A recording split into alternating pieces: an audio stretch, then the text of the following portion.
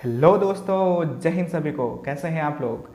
इस वीडियो में हम लोग जानेंगे कि किस तरह से हम लोग एम्प्लॉय वेरिफिकेशन करवा सकते हैं ऑनलाइन और उसका पूरा फॉर्मेट क्या है, पूरा हम लोग किस तरह से उसका फॉर्म फिलअप करेंगे। तो ये पूरा प्रोसेस हम लोग इस वीडियो में जानेंगे। सिटीजन पोर्टल सीरीज में अभी अभी तक के वीडियो में हम लोगों ने जाना है कि किस तरह से हम लोग सिटीजन पोर्टल पे ऑनलाइन रजिस्ट्रेशन करते हैं। साथ ही साथ जो सिटीजन पोर्टल पे हमारे लिए जो सुविधाएं उपलब्ध कराई गई हैं, तो उन सुविधाओं में हमें ऑनलाइन लाइब्रेरी का उपयोग कैसे करना है। साथ ही साथ टेनेंट वेरिफिकेशन या फिर पीजी वेरिफिकेशन का पूरा ऑनलाइन प्रोसेस क्या है। तो ये था अभी तक का पूरा हमारा इन्फॉर्मेशन। तो चलिए चलते हैं इस वीडियो में और देखते हैं आज के इस वीडियो में कि किस तरह से हम लोग एम्प्लॉय वेरिफिकेशन करवाएंगे ऑनलाइन, उसका पूरा फुल प्रोसेस क्या है। तो हे गाइस, ये वीडियो काफ़ी इन्फॉर्मेटिव होने वाला है, तो आप लास्ट तक जरूर बने रहें। चलिए चलते हैं अपने इस वीडियो पे।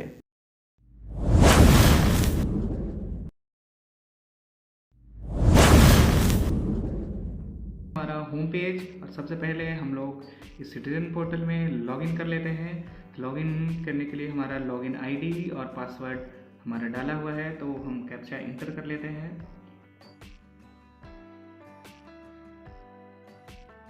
ये लॉगिन लॉगिन हो जा रहा है। लॉगिन के बाद कुछ इस तरह का इंटरफेस हमको दिखेगा। तो आज हमारे नागरिक सेवा में जाने के बाद आज हमें देखना है कि किस तरह से हम लोग वेरिफिकेशन करवा सकते हैं। एम्प्लॉय का वेरिफिकेशन किस तरह से करवाएंगे। तो एम्प्लॉय वेरिफिकेशन में जाने के बाद आप अनुरोध जोड़ें, कृपया जो आपका कर्मचारी, जो आपका एम्प्लॉय है, उसका जांच का अनुरोध जोड़ने के लिए तो आप इस ऑप्शन पर क्लिक करेंगे। तो क्लिक करने के बाद इस पर क्लिक करेंगे। उसके बाद आप यहाँ पे चले आएंगे। यहाँ पे आने के बाद आपको इसमें जो भी इन्फॉर्मेशन आपको मांगा गया है वो सारे इन्फॉर्मेशन आपको फिल करना है। तो पहले हम लोग फिल करते हैं मूल विवरण।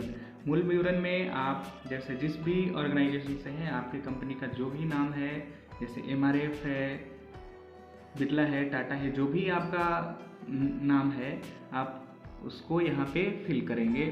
तो वो नाम आप यहाँ पे इंटर करेंगे। जैसे कुछ भी हम लोग यहाँ पे नाम, ग्रुप का नाम दे देते हैं, और उस ग्रुप का जो संबंधित ईमेल आईडी होगा वो इसमें ज़रूर से इंटर कर लेंगे, ईमेल आईडी। और साथ आपका जो आवेदन की तिथि है वो ऑटोमेटिकली इसमें ले लेगा।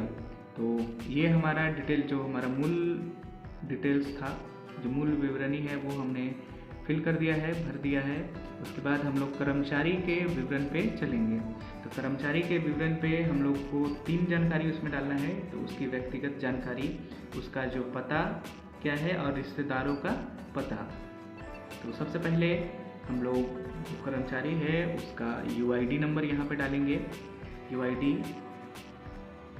साथ ही साथ उसके बाद उसका हम लोग यहाँ पे नाम डालेंगे, पहला नाम, मध्य नाम और अंतिम नाम। इसके बाद उसका यहाँ पे हम लोग लिंग चयन करेंगे, लिंग चयन करेंगे। उसके बाद यहाँ पे रंग देखेंगे कि वो किस तरह का है, काला, विदेशी प्रकार। इसमें से जो भी हमारा कैटेगरी होगा उससे मिलता जुलता वो कैटेगरी हम लोग चयन कर लेंगे। तो हमारा जो भी कैटेगरी है वो हम लोग इसमें चयन कर लेते हैं। साथ ही साथ इसमें भरना है कि जन्म स्थान कहाँ पे है, तो वो हम लोग इसमें फिल कर लेते हैं। इसकी ऊंचाई क्या है, फुट में, इंच में और सेंटीमीटर में, तीनों में उसकी ऊंचाई क्या है। तो हम लोग यहाँ पे फिल कर लेते हैं। जैसे यहाँ सेंटीमीटर में 172 ये हो गया हमारा ऊंचाई। उसके बाद हम लोग निर्मित पे क्लिक करते हैं। तो वो कैसा है, पतला है, मोटा है, बहुत लंबा है, या फिर मजबूत है, या फिर सामान्य है। तो जैसा भी है वैसा हम लोग उसके शारीरिक बनावट के अनुरूप यहाँ पे चूज़ कर लेंगे। तो सामान्य पे हम लोग चूज़ कर लेते हैं। बालों का माने बालों का कलर कैसा है, बालों का स्टाइल कैसा है, घुंघरीले बाल हैं या फिर सीधा है, सामान्य है, तो हम लोग सामान्य पे क्लिक कर लेते हैं। आँख का प्रकार कैसा है, धसी हुई है, या फिर एक आँख में कुछ दिक्कत है, या आँखें फूली हुई हैं, या उभरी हुई आँखें हैं या फिर सामान्य रूप से हैं या सामान्य से बड़ी आँखें हैं, तो ये जो भी कैटेगरी आपका उससे मिलता जुलता है तो आप उसका ये डिटेल्स इसमें फिल करेंगे। जैसे जो हम लोगों का सामान्य है जैसा होता है वैसा ही, तो वो सामान्य हम लोग इस पर फिल कर देंगे। पहचान चिन्ह में आपका आइडेंटिफिकेशन मार्क में आप कुछ भी डाल सकते हैं, जैसे तिल होता है या काले निशान, गोदना, गोदना जो टैटू का निशान होता है वो, या कोई अन्य निशान जैसे कटने का निशान हो, तो ये सारे निशान आप आइडेंटिफिकेशन मार्क में आप दे सकते हैं। और उसको कौन कौन सी भाषाएं उसको आती है वो सारे इसमें डिटेल्स आप डालेंगे। अवधी, बड़ा, बोडो, छत्तीसगढ़ी, डोंगरी, अंग्रेजी, गढ़वाली, कौन कौन सी भाषाएं का ज्ञान रखा है उसका इसमें डिटेल आपको फिल करना है। तो हम लोग हिंदी यहाँ पे फिल कर लेते हैं। तो ये रहा उसका सारा डिटेल। इसके बाद उसका हम लोग डेट ऑफ बर्थ यहाँ पे फिल कर लेंगे कि उसका डेट ऑफ बर्थ क्या है।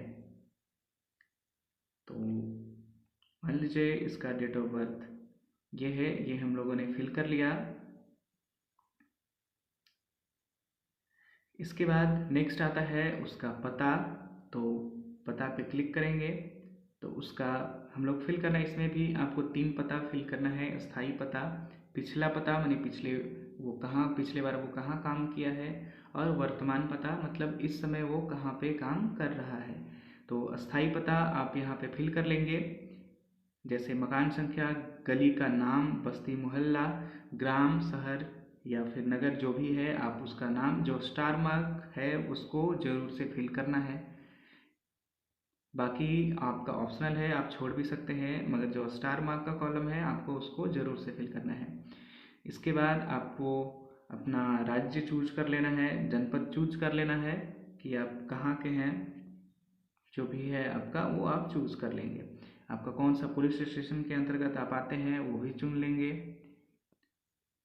आप यहाँ पे पिन कोड आप अपना इंटर कर लेंगे। तो ये रहा आपका अस्थायी पता का विवरण। उसके बाद आप पिछले पते माने पिछले बार जब आप काम कर रहे थे तो वो कौन से पते पे आपने काम किया है उसकी डिटेल्स आपको इसमें फिल करनी है। जैसे मकान संख्या, गली नंबर, ग्राम, शहर, तहसील, ब्लॉक, मंडल जो भी है आप ये सारे डिटेल्स में फिल करेंगे। उसके बाद जनपद, पुलिस स्टेशन वो कौन से ज़िले में आता है वो आप सेलेक्ट कर लेंगे। अगर आपका सेम ज़िला है तो सेम ज़िला सेलेक्ट कर लेंगे, नहीं तो आप जिस ज़िले से काम करके आए आप उस ज़िले में सेलेक्ट कर लेंगे। पुलिस स्टेशन उस ज़िले में किस पुलिस स्टेशन के अंतर्गत आपका काम का स्थान था तो वो भी आपने सेलेक्ट कर लेना है। उसका फिर पिन कोड आपको इसमें इंटर कर देना है। नेक्स्ट है इसका वर्तमान पता। आप इस समय वर्तमान समय में आप किस जगह पे काम कर रहे हैं उसका इसमें पूरा पता आपको फिल करना है।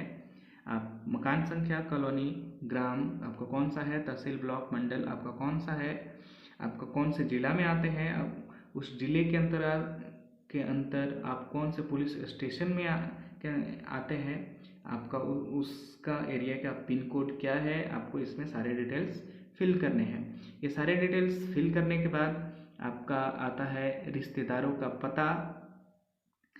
तो कोई भी एक रिश्तेदार का आप यहाँ पे नाम डाल सकते हैं और उसका पूरा विवरणी आप डाल सकते हैं। तो जिस रिश्तेदार का आप नाम डालेंगे वो आपके अभिभावक हो सकते हैं, आपके पिता हो सकते हैं, आपकी माँ हो सकती हैं, आप किसी का एक का भी इसमें फिल कर सकते हैं। तो उनका आपको सारा अस्थायी पता इसमें आपको फिल करना है। इसके बाद आता है पिछले नियोक्ता का।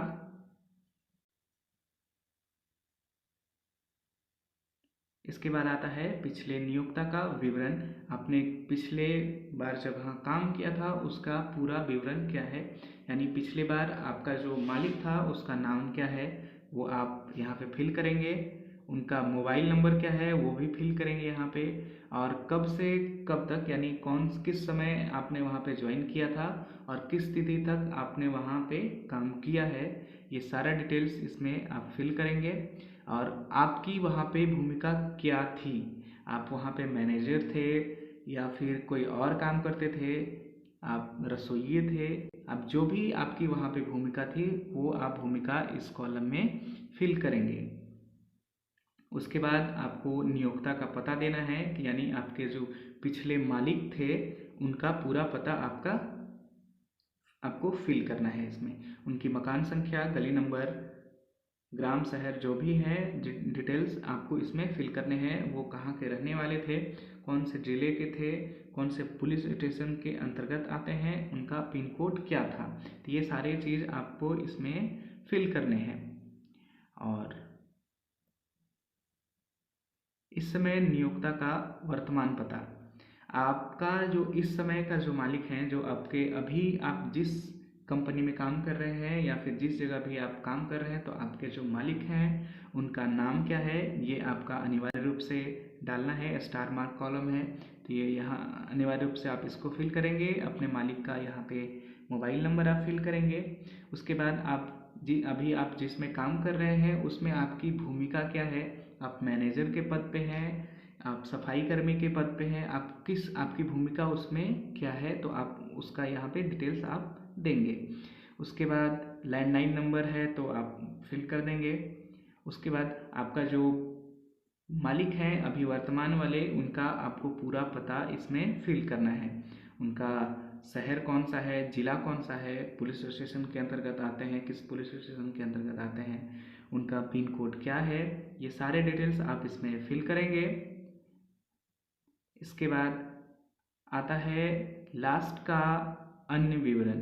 अन्य विवरण में आपको कुछ दस्तावेज आपको एज ए आइडेंटिफिकेशन के तौर पे आपको पेश करने होंगे। जैसे आप क्या क्या इसमें आप अपलोड कर सकते हैं, जैसे आधार कार्ड आप अपलोड कर सकते हैं, पैन कार्ड अपलोड कर सकते हैं, या इसमें जो भी आपका जो भी ऑप्शन में दिया हुआ है इनमें से किसी एक को भी आप सेलेक्ट कर सकते हैं। तो मैं पैन कार्ड को सिलेक्ट कर लेता हूँ। तो यहाँ पे पैन कार्ड मैंने सेलेक्ट किया है तो पैन नंबर हमको यहाँ पे फिल करना होगा, पैन कार्ड का नंबर क्या है। तो इस कॉलम में हम लोग पैन नंबर फिल कर लेंगे। उसके बाद आता है जो भी दस्तावेज हम लोग यहाँ पे हम लोगों ने जमा किया है, ऊपर प्रकार में हम लोगों ने डाला है। जैसे मैंने यहाँ पे पैन कार्ड डाला है तो पैन कार्ड का एक स्कैन कॉपी हम लोग रख लेंगे क्योंकि इसको हमें अपलोड करना होगा। साथ ही साथ अपना एक पासपोर्ट साइज फ़ोटो का भी स्कैन कॉपी रख लेंगे, जिसका अधिकतम साइज 200 KB से ज़्यादा नहीं होगा। तो ये दोनों को हम लोग को अपलोड करना है। तो इसके बाद दस्तावेज नंबर डालने के बाद हम लोग कर्मचारी का फ़ोटो सेलेक्ट कर लेंगे जो हम लोगों ने स्कैन करके रखा था, फिर उसको अपलोड कर लेंगे।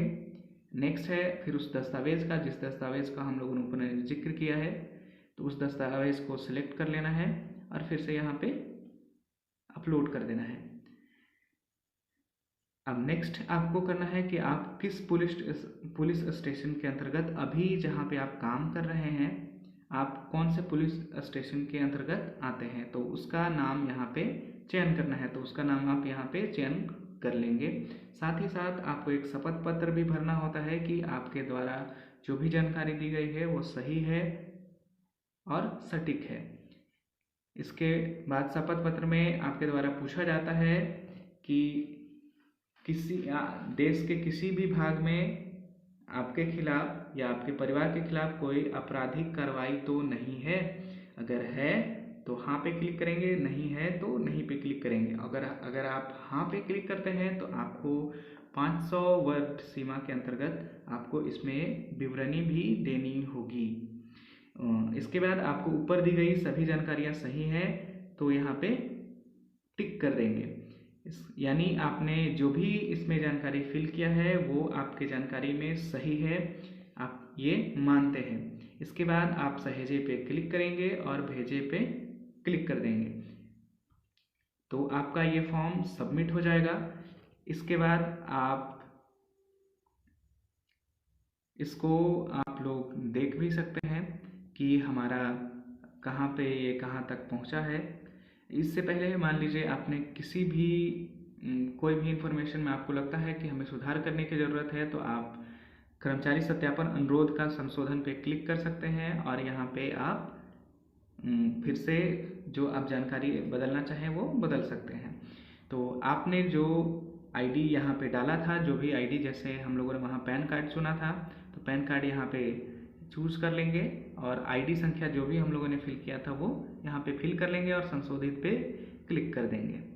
तो ये हमारा फिर से हमारा वो पूरा आ जाएगा जिसमें हम लोग संशोधन कर सकते हैं, कुछ भी अपना इन्फॉर्मेशन चेंज करना चाहें या फिर डालना चाहें तो डाल सकते हैं।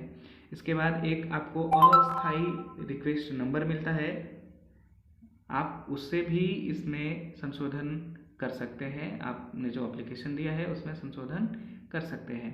इसके बाद है कि आपको इसका सर्टिफिकेट निकालना है, तो सर्टिफिकेट निकालने के लिए आप लास्ट वाले पे कर्मचारी सत्यापन विवरण का अनुरोध खोजें और देखें, तो आप इसमें क्लिक करेंगे तो आपने जो भी आपको स्थायी नंबर दिया गया था, जो भी आपको आईडी मिली थी, रिक्वेस्ट नंबर मिला था, उसको यहाँ पे फिल करेंगे। उसके बाद आपका जो संबंधित विभाग है, आप किस विभाग से थे, एमआरएफ से थे, आदित्य बिरला से थे या फिर टाटा से थे, आप जिस भी ग्रुप से थे आप उस ग्रुप का यहाँ पे नाम डालेंगे। उसके बाद जिस तिथि पर आपने आवेदन प्रस्तुत किया है उसका एक अप्रोक्स डेट, उसके पहले और बाद का आप डेट फिल कर लेंगे। जैसे मैंने 6 तारीख का अप्लाई किया था, तो मैं 1 तारीख या फिर 5 तारीख मैं यहाँ पे सिलेक्ट कर लूँगा, 5 तारीख सेलेक्ट कर लूँगा और उसके 1 दिन बाद या फिर 2 दिन बाद, मतलब अप्रोक्स उसके बीच में आपका डेट आना चाहिए, आप वो डेट सेलेक्ट कर सकते हैं। इसके बाद आप यहाँ पे खोजे पे क्लिक कर देंगे तो आपका जो एप्लीकेशन है वो यहाँ पे डिस्प्ले हो जाएगा, वो कहाँ तक पहुँच चुका है ये सारे डिटेल्स आपको मिल जाएंगे। अगर आपका सत्यापन हो चुका है तो आप PDF के फॉर्म में इसको डाउनलोड कर सकते हैं। तो कुछ इस तरह से हम लोग ये सेवा का यानी हम लोग एम्प्लॉय वेरिफिकेशन करवा सकते हैं। ये हमारा पूरा प्रोसेस है, किस तरह से फॉर्म फिलअप किया जाता है। तो हे दोस्तों, ये वीडियो आप लोगों को कैसे लगी, सिटीजन पोर्टल सीरीज़ का ये पूरा सीरीज़ आप लोगों को कैसा लग रहा है हमें कमेंट में ज़रूर बताएं, और क्या क्या इसमें सुधार करने की आवश्यकता है ये भी आप ज़रूर से बताएं। उम्मीद है ये सीरीज आप लोगों को पसंद आ रहा होगा। अगर पसंद आ रहा है तो इस चैनल को सब्सक्राइब करें, वीडियो को लाइक करें और कमेंट में ज़रूर से बताएं। मिलते हैं एक और वीडियो में, तब तक के लिए जय हिंद।